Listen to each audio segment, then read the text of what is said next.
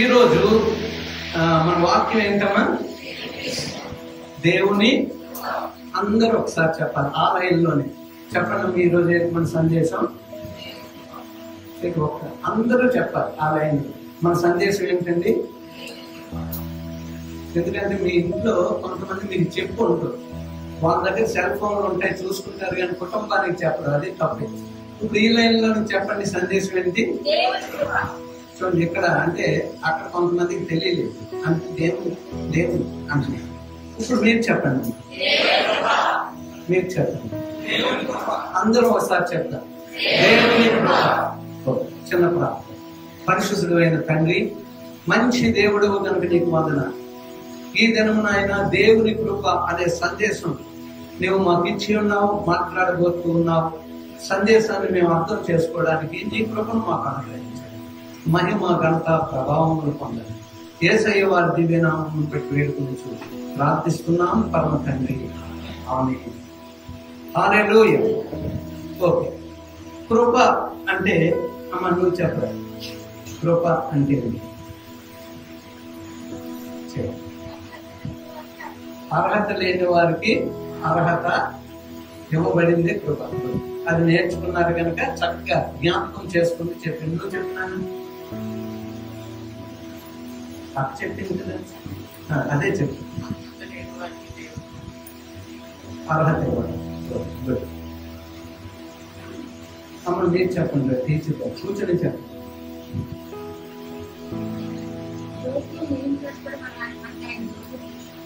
యోగ్య అంటే కొన్ని మార్చారు టీచర్ గారు కదా, గ్రామర్ మార్చి మాట్లాడారు. దేవునికి స్తోత్రం. ఓకే, మనందరం నేర్చుకున్నాం దేవుని కృప అంటే ఏంటంటే అర్హత లేని వారికి ఆ అర్హత ఇవ్వడం, అంటే లేని అర్హత ఇవ్వడం, అది ఆయన కృప అని మనం నేర్చుకున్నాం. కానీ ఈరోజు ఇంకొక వేలో అసలు కృప అంటే ఏంటి అనేది మనం నేర్చుకోవాలి. అర్హత లేని వారికి అర్హత ఇవ్వబడిన కృపే, కానీ అసలు కృప అంటే ఏంటి? నార్మల్ గా మనం మన ఇళ్లలో జనరల్ గా పాస్టర్ గారు వచ్చిన, పాస్టర్ గారు దేవుని కృప అంటే బాగా పాస్ అయిపోయారు అంటారా? అంటారు. పాస్టర్ గారు దేవుని కృప అంటే ఉద్యోగం వచ్చిందని మా పిల్లలకి అంటారు. అంటే ఇంకొంచెం వాయిస్ పెంచి ఆనందం, ఉద్యోగం వచ్చింది పిల్లలకి ఉద్యోగం వచ్చింది. తర్వాత ఇంకా ఏమంటారంటే దేవునికి స్తోత్రం అండి, పెళ్లి సెట్ అయిపోయింది, అది దేవుని కృప అని. ఇంకా ముందుకంటే మీరు చెప్పండి. ఇప్పుడు అమ్మ స్వస్థత అంటే బాగోదు అప్పుడప్పుడు సుధాకి స్వస్థత. ఇంకొకటి అంట ఏదైనా దేవుని కృప అండి, ఇల్లు ఇచ్చాడండి బాబు దేవుడు మాకు. అంటే ఏమిచ్చాడు? చదువిచ్చాడు, ఉద్యోగం ఇచ్చాడు, పెళ్లి చేసుకున్నాడు, ఇల్లు ఇచ్చాడు, పిల్లలకు అన్నాడు. అంతా దేవుని కృపే, అంతా దేవుని కృపే. చాలా బాగుంది. ఇక్కడే తప్పు చేస్తున్నాం. దేవుని కృపను మనం తప్పు చేస్తున్నాం. కృపను ఇష్టానుసారంగా వాడేస్తున్నాం. పాస్ అయిపోయాం కనుక దేవుని కృప, పెళ్లి అయిపోయింది కనుక దేవుని కృప, పిల్లలు పుట్టారు కనుక దేవుని కృప, ఉద్యోగం వచ్చింది కనుక దేవుని కృప, ఇల్లు కట్టేసాము కనుక దేవుని కృప. ఇవి కాదు దేవుని కృప. దేవుని కృప అంటే ఏంటో ఇప్పుడు మనం చూసుకుందాం. ఓకే, మన అండర్స్టాండింగ్ ఇప్పుడు వరకు నేను చెప్పింది. ఇప్పుడు దేవుని వాక్య ప్రకారము ఏంటి అనేది మనం చూసుకున్నాం.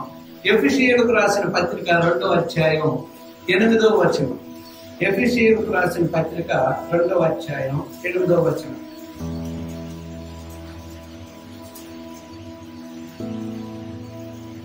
చదవండి. మీరు విశ్వాసము ద్వారా కృప చేతనే రక్షింపబడి ఉన్నారు. ఇది మీ వలన కలిగినది కాదు, దేవుని వలనే. చూడండి ఏమంటున్నాడు? కృప ద్వారా మీరు రక్షింపబడి ఉన్నారు. కృప ద్వారా మీరు రక్షింపబడి ఉన్నారు. రక్షణ యొక్క అర్హత లేని మనకు, పాపులుగా ఉండి దేవుడి నుంచి దూరమైన మనకు, దేవుడు తన కుమారుడైన యేసు ద్వారా ఏం చేశాడంట? రక్షణ మనకు అనుగ్రహించాడు. ఇంకొకసారి చదువమ్మా, అందరూ జాగ్రత్తగా ఆలోచించండి. మీరు విశ్వాసము ద్వారా కృప చేతనే రక్షింపబడి ఉన్నారు. చూడండి, మీరు విశ్వాసము ద్వారా కృప చేతనే రక్షింపబడి ఉన్నారు. ఇది మీ వలన కలిగినది కాదు, దేవుని వరమే. దేవుని వరమే. మీ వలన కలిగింది కాదు, దేవుని వరమే. దేవుడు మీకు గిఫ్ట్ ఇచ్చాడు, ఫ్రీ. అది రక్షణ. నా జాబ్ ఇచ్చాడు, పెళ్లి చేసుకున్నాం, ఇల్లు కట్టుకున్నాం, అంతా బాగుంది. ఇవి కాదు కావచ్చు. ఇక్కడ ఏమంటున్నాడంటే ఇది దేవుని వరం. ఏంటది? కృప ద్వారా రక్షింపబడి ఉన్నాం. పాపములు ఒప్పుకున్నాం, పాపములను విడిచిపెట్టాం, మారు మనసు పొందాం, బాప్తిజం తీసుకున్నాం, పరిశుద్ధాత్మ వరమును పొందాం, దేవునిలో కొనసాగుతూ ఉన్నాం. అది దేవుని కృప. సో ఈ విషయాలు జాగ్రత్తగా మనసులో పెట్టుకున్నాం. సింపుల్ మాట. ఏమొచ్చిందమ్మా కృప ద్వారా? రక్షణ వచ్చింది. చెప్పండి అందరూ, ఏమొచ్చింది? రక్షణ వచ్చింది. అది ఒకటి. రెండోది చూసుకుందాం. లూకా సువార్త 1వ అధ్యాయం 29 నుంచి 31 వరకు.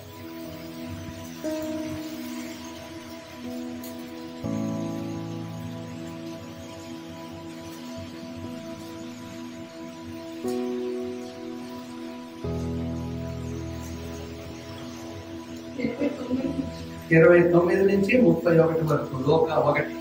ఆమె ఆ మాటకు బహుగా తొందరపడి ఈ శుభవచనం ఏమిటో అని ఆలోచించుకొనుచుండగా దూత మరియా, భయపడకుము, దేవుని వలన నీవు కృప పొందితివి.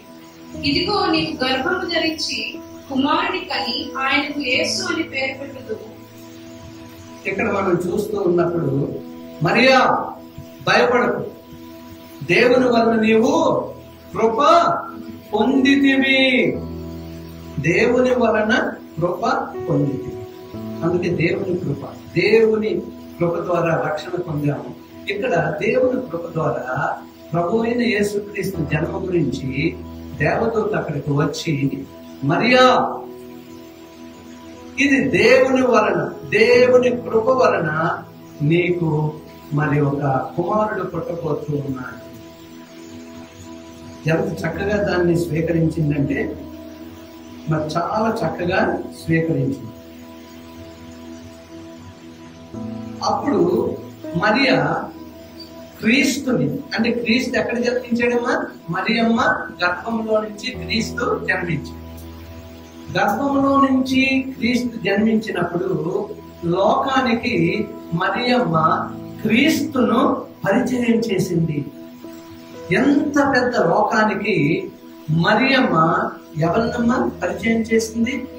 లోకరక్షకుడైనటువంటి ప్రభు అయిన యేసు క్రీస్తుని లోకానికి పరిచయం చేసింది.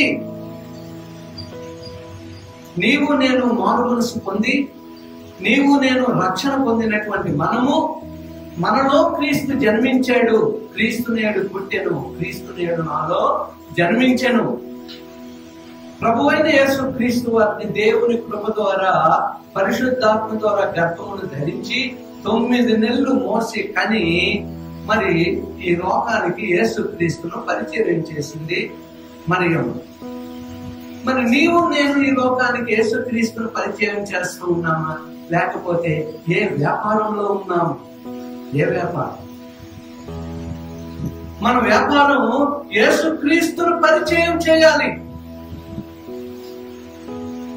యేసు క్రీస్తును పరిచయం చేసే ఆ యొక్క దేవుని యొక్క ప్రేమ. చూడండి, నార్మల్ గా ఎప్పుడు మనం చూస్తాం, దేవుడి లోకం ఎంతో ప్రేమించిన రిఫరెన్స్ చెప్పండి. అది చాలా ఫాస్ట్ గా చెప్పాను. దేవుని అటువంటి దేవుని ప్రేమ మనల్ని కూడా చూపెట్టమన్నాడు. ఆ రిఫరెన్స్ చెప్పండి. కరెక్టే, చెప్పండి. అది 1 యోహాను 3:16 ఉంది. 1 యోహాను 3:16. మామూలు సువార్తలో దేవుడు లోకమును ఎంతో ప్రేమించిన గనక తన ప్రాణం పెట్టి, తన కుమారుని పంపి ప్రాణం పెట్టించి, ఇవన్నీ కూడా అక్కడ ఉంది ప్రాణం. కానీ మన ప్రేమను ఇక్కడ చెప్తూ ఉన్నాడు. 1 యోహాను 3:16 చదవండి.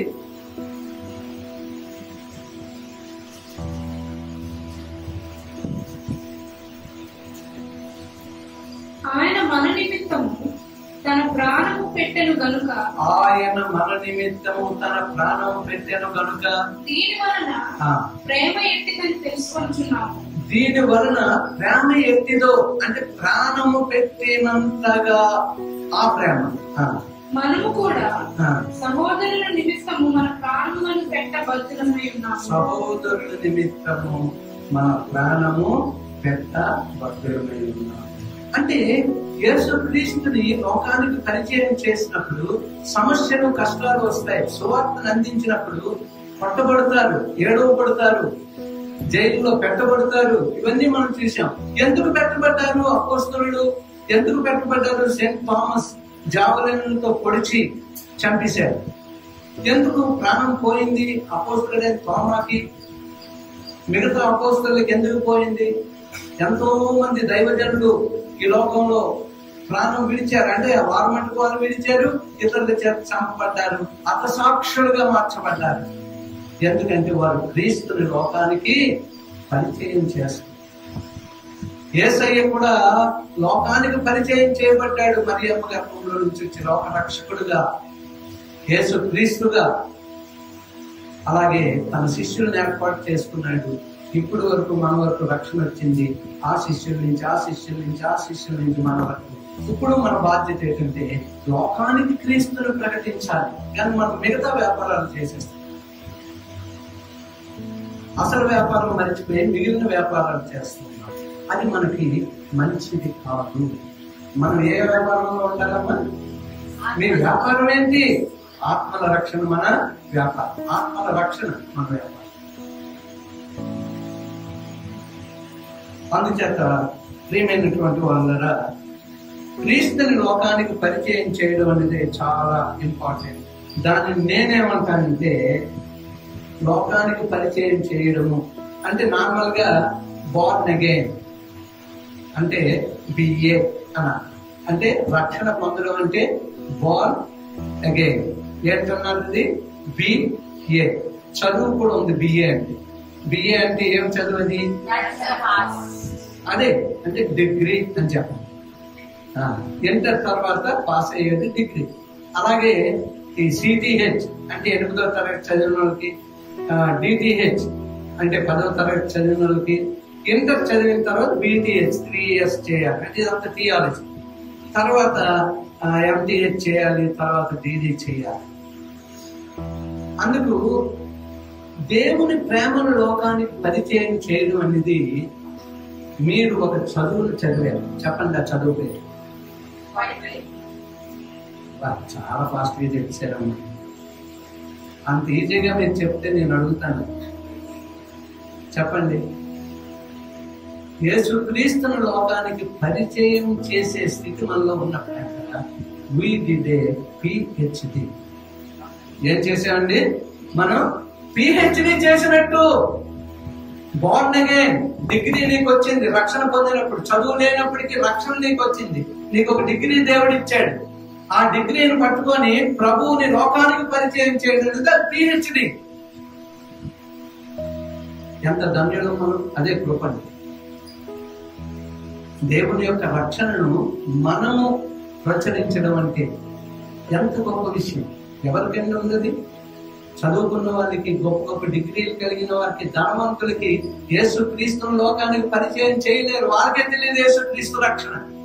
కానీ నీకు నాకు అటువంటి రక్షణ ఇచ్చేది మనం PhD.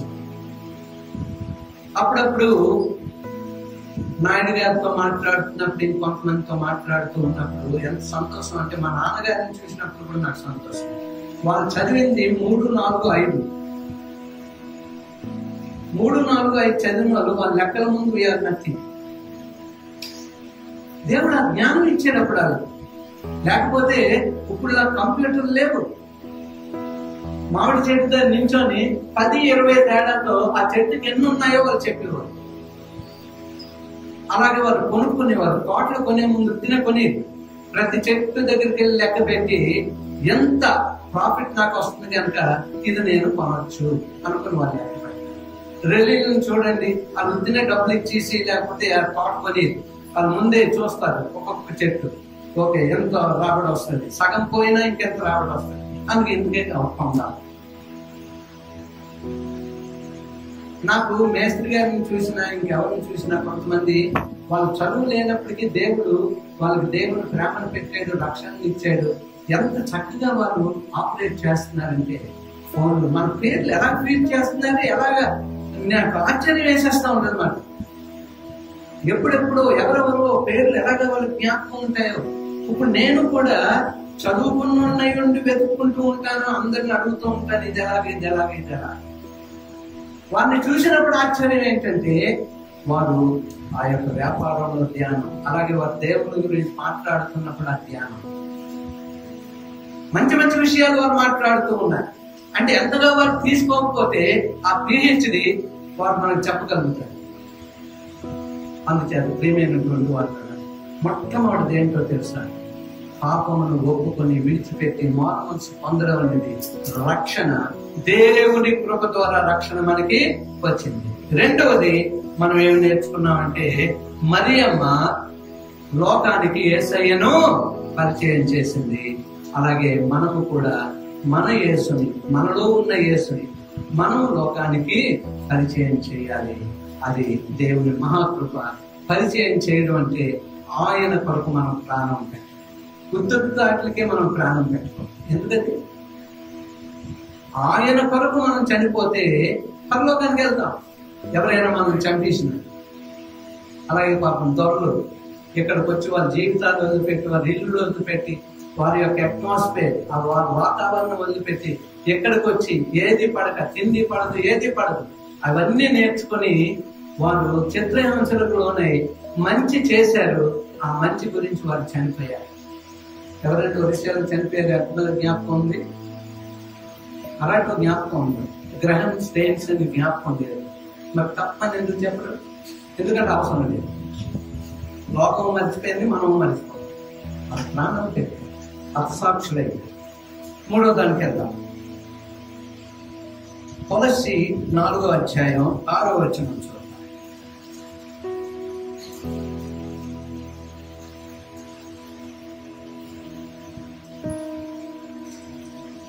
ప్రతి మనుష్యునికి ఎలాగో ప్రత్యుత్తరం ఇయ్యవలెనో అది మీరు తెలుసుకొనుటకై మీ సంభాషణ ఉప్పు వేసినట్టు ఎల్లప్పుడూ రుచికలదిగాను కృపాసహితముగాను. అదండి, కృపాసహితముగా. కృప ద్వారా రక్షణ పొందిన మనం, కృప ద్వారా యేసుని లోకానికి పరిచయం చేస్తున్నటువంటి మనం ఎలా ఉండాలంట? కృపాసహితముగా మన జీవితం కొనసాగాలి. ఎలాగమ్మా కొనసాగాలి? కృపాసహితముగా అంటే అర్థం ఏంటంటే బూతులు మాట్లాడండి. అంటే కృపాసహితముగా అంటే ఏంటమ్మా? ఏం మాట్లాడాలి? మంచి మాటలు, బూతులు మాట్లాడకూడదు, అబద్ధాలు మాట్లాడకూడదు, చాడీలు చెప్పకూడదు, కోపముతో ఇతరుల్ని హాని చేయకూడదు. కొంతమంది గురించి చాలా మంచోడండి అన్నాం అనుకోండి, వాళ్ళ గురించి బాగా తెలిసిన వాళ్ళు ఏమంటారంటే అబద్ధం అంటండి, సత్యం ఎప్పుడు పక్కడండి. అబద్ధం అంటంట, సత్యం ఎప్పుడు. అది కొంతమంది జీవితంలో సాక్షి. అలాగే కోపపడు కానీ పాపము, కోపపడి అది ఇది అయిపోతానంటాం, కోపపడి సమస్యలు కొని తెచ్చి పెట్టుకోవడం, అది కరెక్ట్ అయింది కాదు. కృపాసహితమైన జీవితం జీవించాలి. కృపాసహితమైన జీవితం. ఎంత కోపం వచ్చింది! నా కోపం పడడానికి ఎన్నో సంవత్సరాలు పట్టింది, కానీ దేవుడు కోపం మీద జయాన్ని ఇచ్చాడు. ఎన్నో సంవత్సరాలు. అందుకు నా వల్ల అవదంటే అనొద్దు. కృపాసహితముగా నువ్వు జీవించాలని కోరినట్లయితే నీ వల్ల కాకపోవచ్చు, కానీ ఆత్మదేవుడు నీకు సహాయం చేస్తాడు, నీ బ్రతుకును మారుస్తాడు. నా బ్రతుకును మార్చి మన బ్రతుకులను మారుస్తాడు. ఎలా జీవించాలమ్మా? కృపాసహితముగా. మన జీవితం కృపాసహితముగా ఉండాలి. తర్వాత ఇంకొక అంశానికి వెళ్దాం. 2 కొరింథీ 8వ అధ్యాయం 1వ వచనం. 2 కొరింథీ 8వ అధ్యాయం 1వ వచనం. సహోదరులారా, మాసిదోనియా సంఘములకు అనుగ్రహింపబడి ఉన్న దేవుని కృపను గూర్చి మీకు తెలియజేయుచున్నాను. మాసిదోనియా సంఘమునకు గూర్చి దేవుని అనుగ్రహింపబడి ఉన్న దేవుని కృప. మన హెడ్డింగ్ దేవుని కృప కనుక కృపా సహితం అన్నా, కృప ద్వారా అన్నా, దేవుని కృప అన్నా. అందుచేత ఇక్కడ 4వ అంశం 2 Corinthians 8:1 మాసిదోనియా సంఘముకి అనుగ్రహింపబడినటువంటి దేవుని కృప. దేవుని కృప వాళ్ళకు అనుగ్రహింపబడి ఏం జరిగిందంట? శ్రమలు వచ్చాయి. దేవుని కృప మాసిదోనియా సంఘంలోకి వచ్చింది, కానీ శ్రమలు వచ్చాయి. శ్రమల్లో వారు పొందినది ఏంటి? సంతోషము, ఆనందం.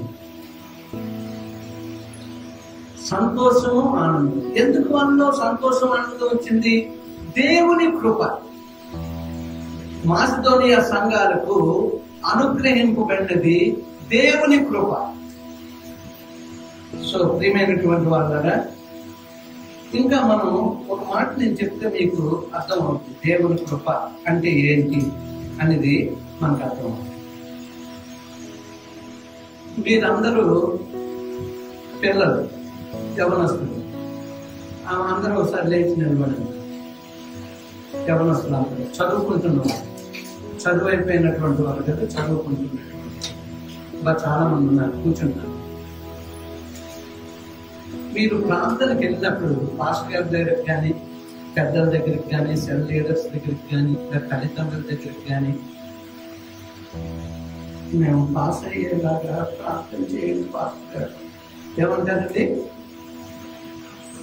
పాస్ అయ్యేలాగా ప్రార్థన చేయండి. ఇక మీరు అలా అనుకో, పాస్ అయ్యేలాగా ప్రార్థన చేయవచ్చు. పరీక్షను ఎదుర్కొని రాయడానికి కృప అనుగ్రహించమని. అటువంటి వారు గొప్పవాడు. పోరాటం. ఇప్పుడు పెద్దలకు కూడా పరీక్ష లేకపోతే, ఇప్పుడు నాకు ఈ పరీక్ష రాలేదనుకోండి, ఇప్పుడు నేను చెప్పిన సమస్య, అప్పుడు నేను వీరుణ్ణి అయిపోతాను పాస్టర్ గారిని కనుక. ఎప్పుడైతే సమస్య వచ్చిందో ఆలోచిస్తూ ఉన్నాను, ప్రార్థిస్తూ ఉన్నాను, బాధ అనుభవిస్తూ ఉన్నాను. అన్ని రకాలుగా ఏం చేయాలి ఇటువంటి పరిస్థితుల్లో, అనే స్థితిలో అటు ఇటు అన్ని విధాలు ఆలోచించాలి. పిల్లల గురించి ఆలోచించాలి, కుటుంబాల గురించి ఆలోచించాలి. అది నా బాధ్యత. పోరాడుతూ ఉన్నాను. పరీక్ష వచ్చింది. అబ్రహాంకి పరీక్ష వచ్చింది. పిల్లడిని ఇచ్చిన వరకు ఒకసారి, కానీ పిల్లడి నుంచి 12 సంవత్సరాల వయసులో నాకు బలిచ్చి పిల్లడిని, అది ఎంత గొప్ప పరీక్ష. ఆ పరీక్షకి ఆయన ఏం చేశాడంట? ఎవరికీ చెప్పలేదు. ప్రార్థించాడు, వాగ్దానాలను నమ్మాడు, బలి ఇవ్వడానికి తీసుకెళ్ళిపోతున్నాడు పిల్లడిని. పిల్లడికి చెప్పలేదు, ఇంట్లోని సారాకి చెప్పలేదు, అనివారికి చెప్పలేదు, ఎవరికి చెప్పలేదు. తన మనసులో పెట్టుకున్నాడు. పరీక్షకి వెళ్ళిపోతూ ఉన్నాడు. పరీక్ష మొదలైంది. కత్తి ఎత్తపడ్డాది. కత్తి దించబోతూ ఉన్నాడు. అబ్రహామా ఆగు. ఇటువంటి పరీక్ష మనకు వస్తే ఎలాగండి? మనం ఏదో బైబిల్లో చదివేసి ఏదో అమ్మో ఎలా చేసిన దేవుడు కృపండి అంటాం.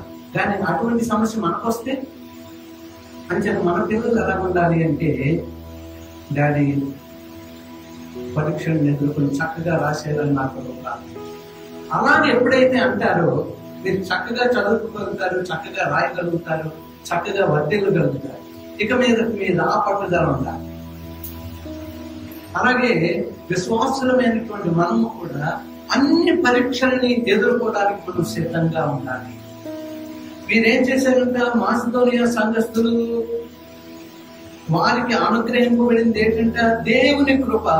శ్రమలలో వారు సంతోషించారు, ఆనందించారు. అదే కాదండి, ఇంకేదని చెప్పండి. ఎవరు మాసిదోనియా సంఘం చేసి ఏమన్నా? వెరీ గుడ్ అండి. అంటే వాక్యం చదివి అది లేదా మాట రాదు. దాతృత్వము అంటే ఇచ్చుట. ఇచ్చుట.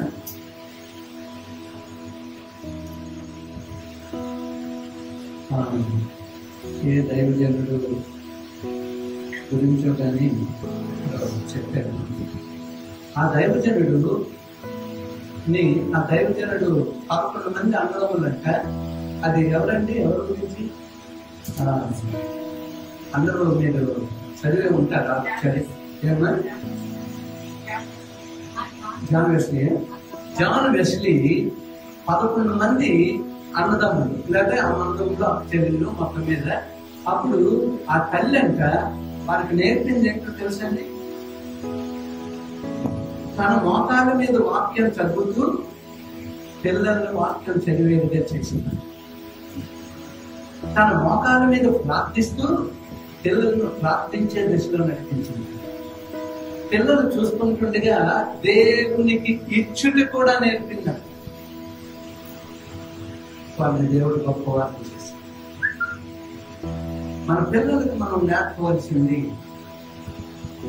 బైబిల్ చదువు, ప్రార్థించు, దేవునికి ఇచ్చు.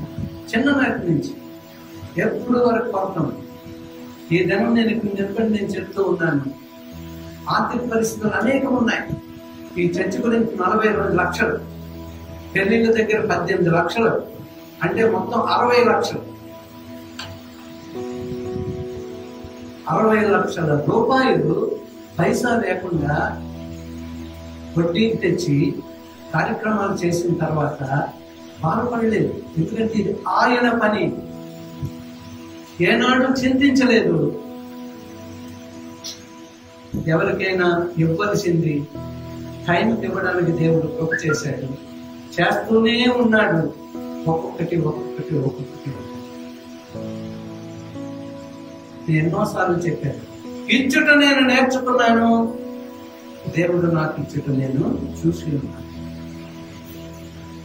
ఎప్పుడూ భిక్షం ఎత్తుకోలేదు.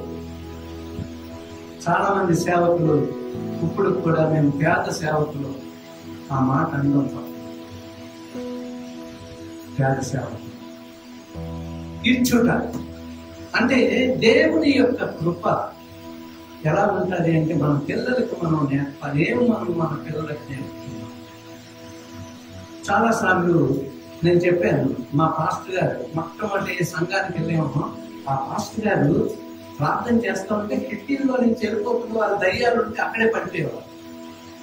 అంత పవర్ఫుల్ మ్యాన్. ఆ పవర్ఫుల్ మ్యాన్ ఒక సమయం వచ్చినప్పటికీ వాళ్ళ కొడుకులకి ఏమని నేర్పారో తెలుసండి? రే, ఆ బ్రదర్ ఏం చేస్తున్నారు, ఆ కుటుంబం ఏం చేస్తుందో చూసి చెప్తా ఉండండి అంటే వాళ్ళకి అలవాటు అయిపోయి ఇప్పటికీ ఇంకా అదే అలవాటు. వాళ్ళకి నేర్పింది స్పై వర్క్, రహస్య గూఢాచార్యం వాళ్ళకి నేర్పారు. ఇప్పుడు ఆ పిల్లలు ఆ రహస్య గూఢాచార్యాలు చేస్తారు. వద్దు, మన పిల్లలకి అలాంటి నేర్పం. ఎక్కడేం జరుగుతుందో చెప్పమ్మా, ఎందుకు ఎక్కడేం జరుగుతుందో. మనం దేవుని కార్యాల కొరకు, దేవుని లోకానికి పరిచయం చేయడం కొరకు, దేవునికి మనం చేయవలసింది మనం నేర్చుకోవడం కొరకు ఇవన్నీ మనం నేర్చుకోవాలి. ప్రియమైనటువంటి వాళ్ళరా, నేను యవన కాలం నుంచి అన్ని సమస్యల నుంచి వచ్చాను. మీరే సమస్యలు ఎదుర్కొంటున్నారు, మీకే కోపాలు ఉన్నాయో నాకు అదే కోపం. ఎలా పడితే అలా జీవించినటువంటి నన్ను దేవుడు చెక్కుకుంటూ శిల్పి ఎలాగైతే శిల్పాన్ని చెక్కుతూ ఉంటాడో దేవుడు అలా చెక్కుకుంటూ వచ్చాడు. కేవలం దైవజనుడుగానే కాకుండా కష్టాలు పడినటువంటి మిషనరీ జీవితానికి కూడా వెళ్ళాం. మిషనరీకి కొద్దిగా డబ్బు, కానీ అక్కడికి మేము వెళ్ళిన చోట ప్రభు గురించి తెలియదు కనుక పేదలైన వారికి మాకున్న దాంట్లోనే మేము ఇవ్వాలి. కనుక రాదు, వచ్చి కూర్చోరు దేవుడు మాట్లాడడానికి. నేను ఒక విషయం సంతోషిస్తాను ఏంటంటే, ఇచ్చుటలో ఏనాడు పాస్టర్ గారు ఎందుకండి అని అనలేదు, కానీ ఇంకా మీరు ఇవ్వండి నేను ఇస్తాను. ఇంకొక గొప్ప విషయం, ఎప్పుడు ఇంట్లో నుంచి ఏదో ఒకటి పంపించడమే నేర్చుకున్నారు. అందుకే ఎప్పుడు ఏది పొదుపు కాకుండా కిచెన్ నిండుతూనే ఉంది. నిండుతా ఉంటే రొట్టలేరు.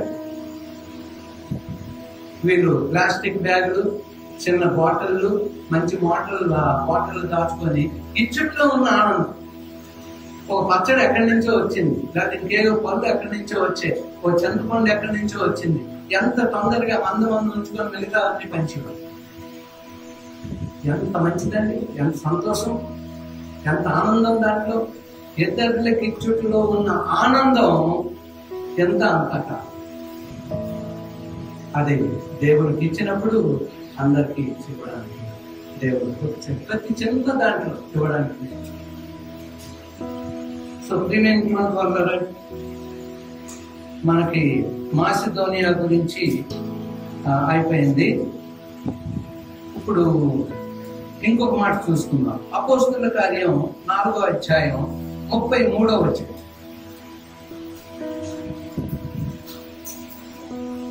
ఇదియుగాక అపోస్తలులు బహు బలముగా ప్రభువైన యేసు పునరుత్థానమును గూర్చి సాక్ష్యమిచ్చిరి. దైవ కృప అందరి యందు అధికంగా ఉండెను. దైవ కృప, దేవుని కృప అందరి యందు అధికంగా. అది ఇందాక చెప్పడం మర్చిపోయిన పిల్లలకి, మొదటి సంవత్సరం కరోనా 10వ తరగతి అందరూ పాస్ అయ్యారు. 2వ సంవత్సరానికి పిల్లల ప్రార్థన ఏంటో తెలుసా? ఈ సంవత్సరం కరోనా పొడిగించండి తండ్రి. ఇంకా తల్లిదండ్రులను ప్రార్థించమని మర్చిపోయారు, పాస్టర్ గారిని మర్చిపోయారు. వాళ్ళు ఎక్కడ ఉన్నారో మనకు తెలియదు. ఇది కానీ వాళ్ళ మనసులో ఒకటే ప్రార్థన, కరోనా కంటిన్యూ అయితే. కొంతమంది ఇంటర్కి వెళ్ళారు, స్కూల్కి వెళ్ళకుండానే పాస్ అయిపోయారు. ఇప్పుడు సెకండ్ ఇయర్ ఇంటర్కి వచ్చారు. 10th నుంచి ఇంటర్కి వెళ్ళారు. మొన్న WHO ఆయన 10 సంవత్సరాలు కరోనా ఉంటుంది అన్నారు. అని నేను చెప్పగానే వీళ్ళందరికీ ఎంత సంతోషం అంటే, 10 సంవత్సరాలు చదవకుండానే పాస్ అయిపోతాం. ఒక్కడికి ఉద్యోగం రాదు, పనికి రాకుండా పోతాం. పరీక్షలు ఎదుర్కోవాలి. అది దేవుడు గొప్పగా దేవుడు మమ్మల్ని దీవిస్తాడు. పరీక్షలు ఎదుర్కోవాలి. కానీ దేవుని కృప మన పిల్లల పక్షాన్ని. 10వ తరగతి పాస్ అవ్వని వారు ఎంతో మంది ఉన్నారు. వాళ్ళందరూ ఎప్పుడైతే పాస్ అయిపోయారో తల్లిదండ్రులకు ఒకటే, పాస్ గారు మా అమ్మాయి అబ్బాయి పాస్ అయిపోయారు కదన్నా కదండి, బాగా పాస్ అయిపోయారు. వాళ్ళకి తెలుసు పాస్ అవ్వాలి, పిల్లలకి తెలుసు పాస్ అవ్వాలి, మొత్తం అందరూ పాస్ అయ్యారు. సో ఇక మీదట 2 సంవత్సరాలు అలాగైపోయిందని ధీమాగా ఉంటారు. ప్రభు 2 సంవత్సరాలు కృప చూపెట్టాను. ఇక మీదట ఆన్లైన్ లోను కూడా నేను అర్థం చేసుకోవడానికి కృప తెచ్చాను. ఒకవేళ నేను క్లాస్కి వెళ్తే అర్థం చేసుకోవడానికి కృప తెచ్చాను. ప్రభు అని మీరు ప్రార్థన చేయండి, పరీక్షలు ఎదుర్కోవడానికి చేయండి. దేవుడు తప్పక సహాయం చేస్తాడు.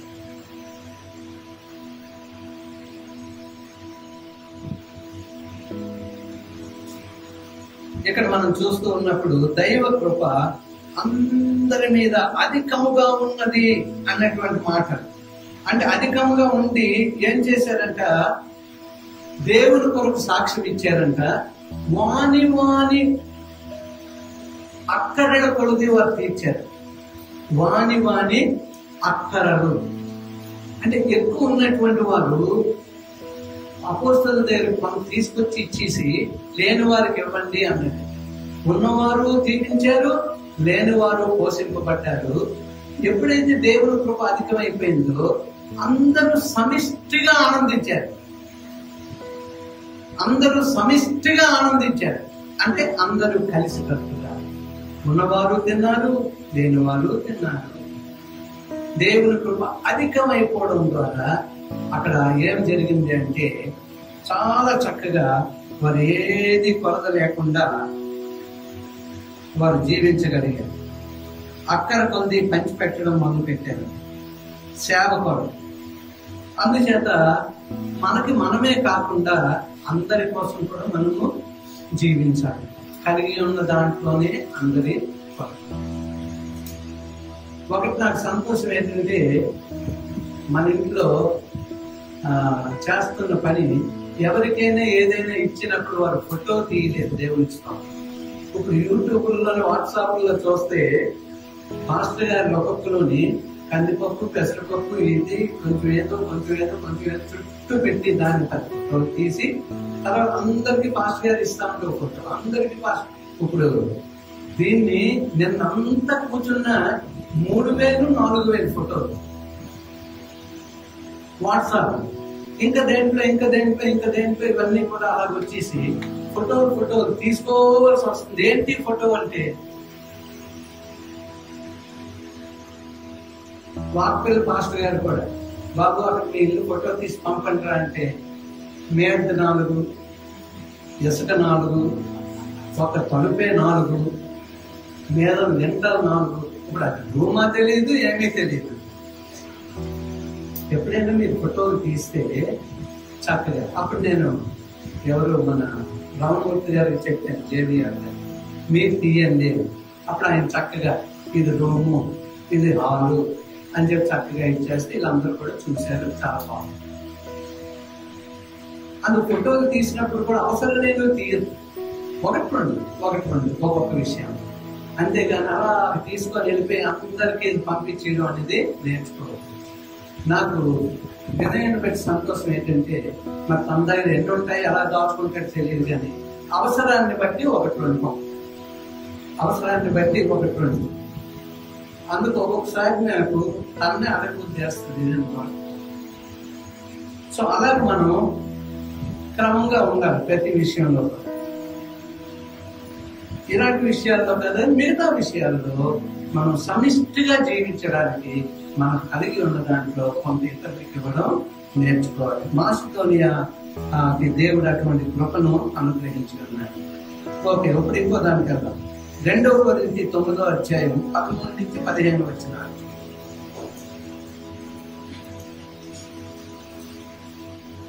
పద్నాలుగో వచనం చాలా ఇంపార్టెంట్, చదువుతున్నప్పుడు చూడండి. 13-15, 14వ వచనంలో మన అవసరమైన మాట కనబడుతుంది. ఎలాగనగా క్రీస్తు సువార్తను అంగీకరించమని ఒప్పుకొనుటయందు మీరు విధేయులైన చేతను వారి విషయమును అందరి విషయమును ఇంత ఔదార్యముగా ధర్మము చేసినందుచేతను ఈ పరిచర్య మూలముగా మీ యోగ్యత కనబడినందున వారు దేవుని మహిమపరుచుతున్నారు. అమ్మా 2 కొరింథీ అని తీసా. 2 కొరింథీ 9వ అధ్యాయం 13-15 వచ్చిన అదేనా చదివండి. ఓకే, అయితే ఇక్కడ వారు కనపరిచిన అని మాట ఉంది కదా.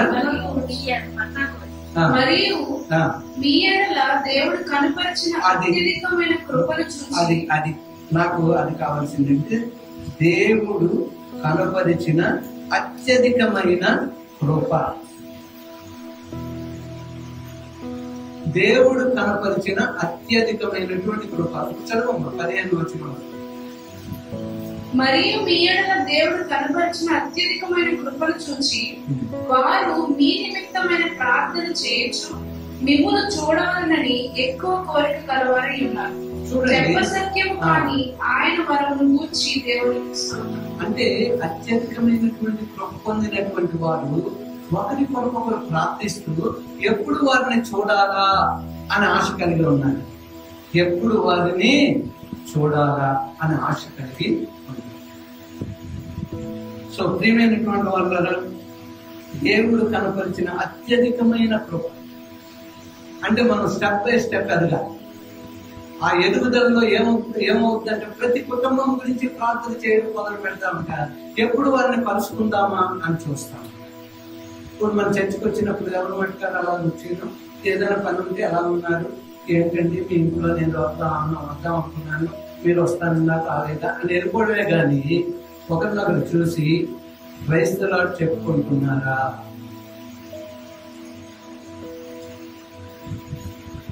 ఇంకోటి కూడా చూడాలి. నార్మల్ భక్తులు ఇప్పుడు మనకి మాస్కుల వల్ల నేను ఎవరైనా క్రైస్తవులు అంటే నేను నవ్వాను లేదా అది తెలియదు, ఎందుకంటే మాస్క్ కప్పేసింది.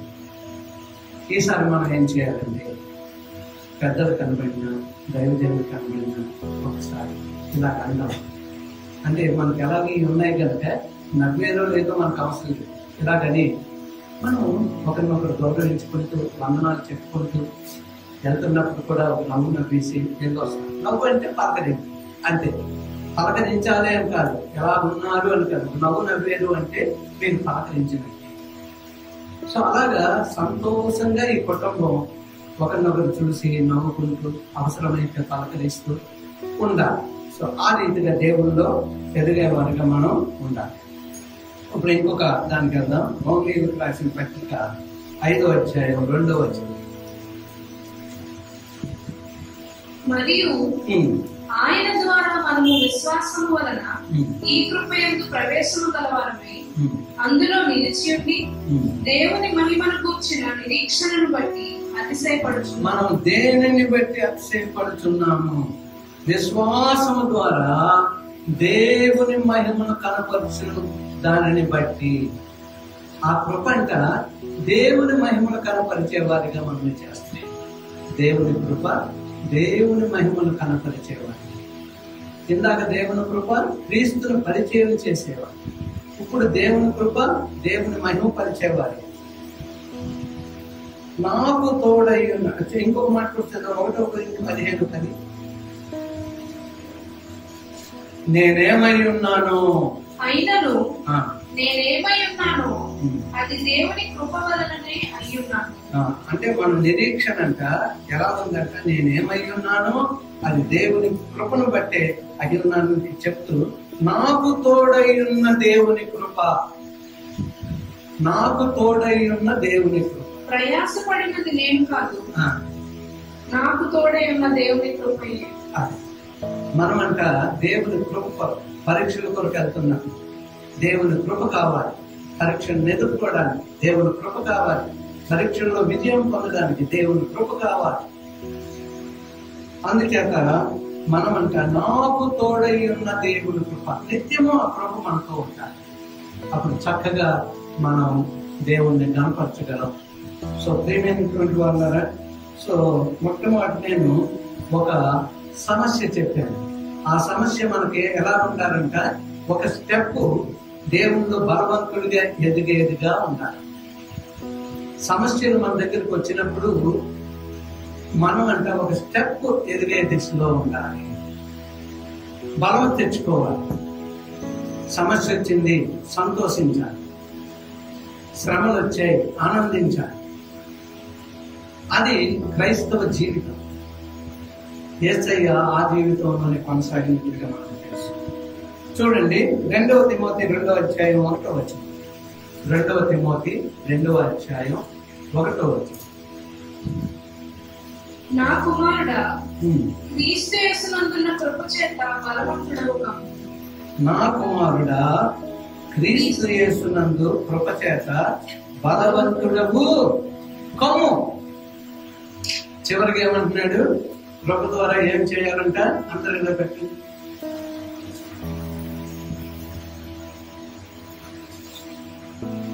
ఇప్పుడు చెప్పండి. క్రీస్తు యేసు కృప చేత బలవంతుడవు అంటే కండలు పెంచమంటారు. అన్ని విషయాలలో ఆత్మీయంగా బలపరచబడాలి. శ్రమలు వచ్చినప్పుడు నేను ఎదుగుతూ ఉన్నాను. శ్రమలు వచ్చినప్పుడు కొంత జ్ఞానం దేవుడు ఇస్తూ ఉన్నాడు. శ్రమలు వచ్చినప్పుడు మంచి ఆలోచనలు ఇస్తూ ఉన్నాడు. ఆయనవే, ఆయన మార్గం. ప్రభు ఎక్కడుంటే ఎలా ఉంటాడు? అపోస్తలుడైన పౌలు ఆయన కోపం వస్తే ఏమన్నాడంటే బెత్తం పట్టుకుంటాను అని. తన శిష్యులతో ఏమన్నాడో తెలుసా? నీ మాట వినకపోతే నేను బెత్తం పట్టుకొని వస్తాను. బెత్తం అంటే అర్థం ఏంటి? అది కొట్టి చంపిమని కాదు, వాళ్ళకి బుద్ధి చెప్పడం, ఎలాగ జీవించాలి, ఎలాగ బ్రతకాలి, చివరి దినాలను మన బ్రతుకు ఎలా ఉండాలి అని చాలా ప్రాముఖ్యమైనది. అందుచేత ఏంటి బలం? ఎవరైనా చెప్పాలి. నన్ను చెప్తా, ట్రై చేయండి. మీరు అనుకుంటున్నాడు ఏంటి ఎదురుకుంటే కూర్చొని దొరికిపోయింది బాబు. అమ్మ నువ్వు చెప్పలే. బలవంతుడు కమ్ము అంటే బలం ఏంటి? పరిమళ నువ్వు చెప్పుకుంటే వాక్యం మీద అందులో చెప్పుకుంది. కూర్చోండి, నేను చెప్పేస్తాను. అదే జేబులు మాట్లాడు. ఓకే, అంటే నాకు కళ్ళు కనపడుతున్నాయని చెప్పడానికి తక్కువ కదా, కళ్ళు కనపడుతుంది. ఓకే, వర్షం వచ్చిన దైవ సన్నిధి మానవు, ఎండ వచ్చిన దైవ సన్నిధి మానవు. మీరు చెప్పండి. చలి వచ్చిన దేవుని సన్నిధి మానవు. దేవుని కొరకు దేని విషయంలో బలం కావాలి? ఆత్మీయంగా ఎదగడం కొరకు, ఆత్మీయంగా వాక్యంలో ఎదగడం కొరకు, ఆత్మీయంగా ప్రార్థనలో ఎదగడం కొరకు. ఎన్ని సమస్యలు వచ్చినా నేను నా ప్రభు సన్నిధికి వారానికి ఒకసారి వెళ్ళాలి, లేదా వారానికి 2 సార్లు వెళ్ళాలి, 2 సార్లు నేను దేవుని వాక్యం వినాలి అని ప్రతిరోజు వాక్యం చదవాలి, ప్రార్థన చేయాలి. అది ఆత్మీయ బలం. జిమ్కి వెళ్తాం, లేకపోతే నడుచుకోవడానికి వెళ్తాం, నడవడానికి. నన్ను ఇది గుర్చుకుంటుందా, ఇది చూడాలి ఎక్కడో. సో ప్రియమైనటువంటి వాళ్ళరా, వాక్యం చదవాలి, ప్రార్థించాలి. సో ఇవన్నీ కూడా చాలా ప్రాముఖ్యమైనవి. అది ఆత్మీయ బలం. ఏమనుందా పాట అనేది? ఆత్మ కొరకు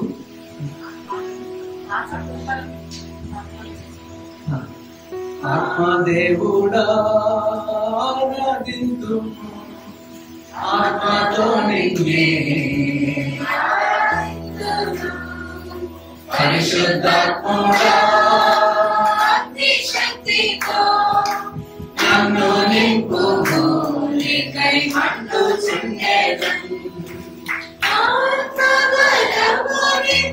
ఆత్మదేవుడా అపవాది కృతములు కూలద్రోయుము, ఆత్మబలము నింపు. ఆత్మదేవుడా అపవాది కృతములు కూలద్రోయుము, దేవాని రాజ్యము విస్తరింపను. ఆమేన్. దేవాని రాజ్యము విస్తరింపను. ఆత్మదేవుడా ఆదరించుమా, ఆత్మతో నిన్నే ఆరాధించును. పరిశుద్ధాత్ముడా అగ్ని శక్తితో నన్ను నింపుము, నీకై మండుచుండెదను. హల్లెలూయా. ఈ సమయంలో ఆనవ్ గారు ప్రార్థన చేస్తారు. వాక్య ఫలింపు కొరకు, ఆత్మీయ బలము కొరకు, దేవుని యొక్క కృప చేత మనం నడిపింపబడలాగున, దేవుని కృప ద్వారా మనం జీవించలాగున, అత్యధికమైనటువంటి దేవుని కృప కొరకు మనం ప్రార్థించలాగున, ఇక మీదట మనము ఆత్మీయ బలమును పొందుకొనుచు క్రీస్తును లోకానికి పరిచయం చేసే వ్యాపారంలో మనం ముందుకు సాగడానికి దేవుడు కృప మనం అందరికీ అనుగ్రహించలాగున ఆయన ప్రార్థిస్తూ ఉన్నప్పుడు ఎవరము ఎటు చూడకుండా ఆ యొక్క ప్రార్థనలో ఏకీభవిద్దాం. ఆత్మదేవుడు మనల్ని బలపరచునుగా. సంపూర్ణానికి వందనాలు, దేవానికి కృపగట్టి వందనాలు. పరిశుద్ధ దినము, ఆదివారం దినము మీ సన్నిధిలో నిలిచి ఆయన మీ నామాన్ని స్తుతించి ఆరాధించి చేస్తారు. మీకు వందనాలు. నీ వాక్యం ద్వారా ఆయన తండ్రి కృప, నీ భక్తులైనటువంటి వారు రాసినటువంటి మాటల ద్వారా కృప మా అందరితో మాట్లాడడానికి మీకు వందనాలు తెలుసుకుంటున్నాం. కృప అనేటువంటిది నాయన తండ్రి ఏ విధంగా అవుతుందో, ఎవరికి నైనా తండ్రి కృప అది నీకు ఇచ్చావో దాని గురించి నైనా తండ్రి అనేక మాటలు తెలుసుకుని ఉన్నాం. అయితే ప్రభ అందరితో ఆగిపోకుండా ఆ కృపనైనా ఎలాగ విస్తరించాలో ప్రభ ఏమో మా అందరితో మీరు మాట్లాడిన మాటలకు ఇంటికి వందనాలు. దేవా, ఆ కృప ద్వారా నైనా తండ్రి ప్రభ మేము ఈ కుమారుడైనటువంటి క్రీస్తులనైనా ఈ లోకానికి పరిచయం చేయవలసిన వారంగా ఉన్నామని మమ్మల్ని హెచ్చరించినందుకు వందనాలు చెల్లించుకుంటున్నాం. ఆ రీతిగా చేసినటువంటి వారి గురించి ఉదాహరణగా మాకు బోధించిన దాన్ని బట్టి కూడా మీకు వందనాలు. దేవా, నీ కృపనైనా తండ్రి అనేకులకు విస్తరించాలని, ఆ కృప ద్వారా వచ్చినటువంటి రక్షణ ప్రభ ఈ లోకమంతా కూడా విస్తరించాలని మీ ఆశలను ఆయన తండ్రి మేము ప్రకటించే వారిగా ఉండడానికి మమ్మల్ని వెతుకున్నందుకు నీకు వందనాలు. దేవాది దేవా, నీవు అనుగ్రహించినటువంటి ఆ కృప ద్వారా అయినా తండ్రి ఆత్మబలను పొందుకొని మరింతగా అయినా తండ్రి ప్రభ నీలోనైనా మేము ఎదగాలని, నీ కొరకు మేము జీవించాలని ఆశపడుతున్నటువంటి దాన్ని బట్టి కూడా నీకు వందనాలు చెల్లించుకుంటూ ఇంతవరకు చెప్పబడిన మాటలనైనా మాటలను ఫలింపజేసినందుకు నీకు వందనాలు చెల్లించుకుంటూ ప్రభావం మేము తిరిగి కలుసుకుని పర్యంతమంది సన్నిధి మాకు తోడుగా ఉంచినటువంటి మనం పొందుకోమని యేసయ్య వారి పరిశుద్ధ నామములో ప్రార్థించి వేడుకుంటున్నాం పరమ తండ్రి. ఆమేన్. మరొకసారి ఆమేన్ చెప్పండి అమ్మా.